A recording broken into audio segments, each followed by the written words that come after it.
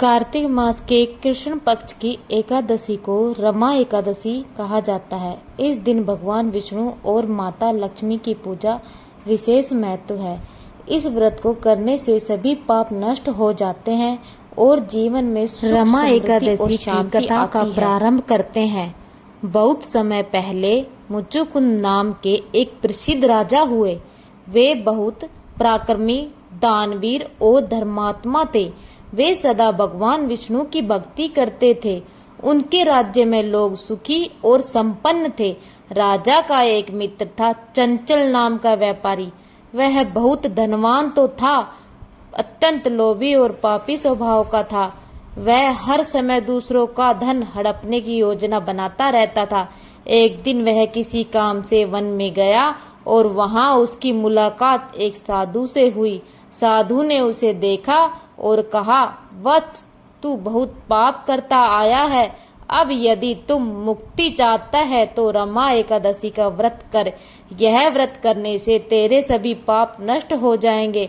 व्यापारी ने साधु के कहने पर मन से व्रत किया। उसने भगवान विष्णु और माता लक्ष्मी की पूजा की, रात्रि में जागरण किया और भक्ति भाव से नाम स्मरण किया। जब वह व्रत पूरा हुआ तो व्यापारी का जीवन बदल गया। उसके मन में लोभ, मोह तथा पाप सब दूर हो गए।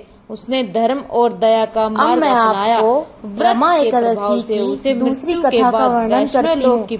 बहुत समय पहले इस मुचुकुंद नामक एक प्रसिद्ध और धर्मपरायण राजा थे। वे बड़े ही विष्णु भक्त और सदा धर्म के मार्ग पर चलते थे। उसे भगवान राज्य में सभी लोग लक्ष्मी का आशीर्वाद रहते थे। राजा की एक सुंदर, विनम्र और धार्मिक पुत्री थी, चंद्रभागा रहती है। जब वह विवाह योग्य हुई तो उसका विवाह शोभन नामक राजकुमार से हुआ। शोभन बहुत ही बुद्धिमान और विनम्र था, परंतु उसका शरीर दुर्लभ था। विवाह के कुछ समय बाद कार्तिक मास के कृष्ण पक्ष की रमा एकादशी आई। राजा मुचुकुंद ने अपने राज्य में ये आदेश दिया, मेरे राज्य में जो भी व्यक्ति एकादशी के दिन अन्न ग्रहण करेगा वह भारी पाप का भागी होगा। राजा के आदेश के अनुसार राज्य में हर व्यक्ति व्रत करने लगा। जब यह बात शोभन को पता चली तो उसने अपनी पत्नी से कहा, प्रिय चंद्रभागा, मैं यह व्रत नहीं रख पाऊंगा। मुझे बहुत भूख लगती है। बिना भोजन में एक दिन भी नहीं रह सकता।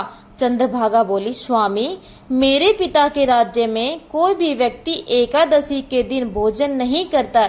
यदि आप खाएंगे तो बहुत बड़ा पाप होगा। शोभन ने मन ही मन सोचा कि अब उसे व्रत तो रखना ही पड़ेगा। उसने एकादशी का व्रत किया, लेकिन उसका शरीर बहुत दुर्बल था। व्रत के कारण यह अत्यंत कष्ट से ग्रसित हो गया और द्वादशी के दिन उसके प्राण निकल गए। राजा मुचुकुंद ने शोभन का विधि पूर्वक दाह संस्कार करवाया। चंद्रभागा अत्यंत दुखी हो गई। उसने भगवान भक्ति से अपने मन को स्थिर किया।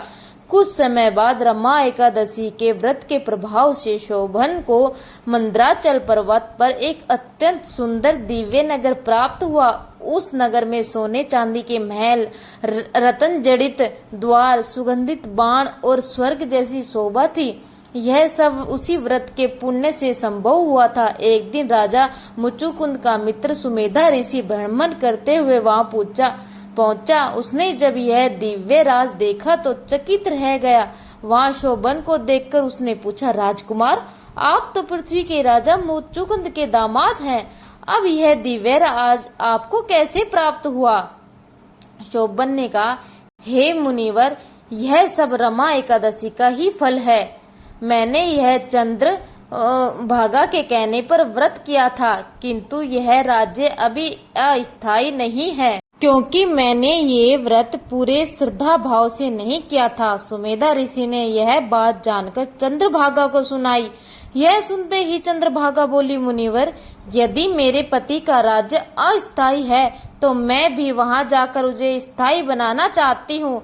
ऋषि के आशीर्वाद से चंद्रभागा ने अपना भौतिक शरीर त्याग दिया और दिव्य स्वरूप से स्वर्गलोक जा पहुंची। वहां जाकर उसने शोभन को देखा तो उसका नगर और अधिक तेजस्वी और स्थायी हो गया।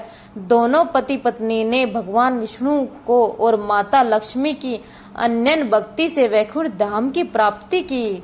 तो बोलिए श्री विष्णु भगवान की जय, माता लक्ष्मी की जय।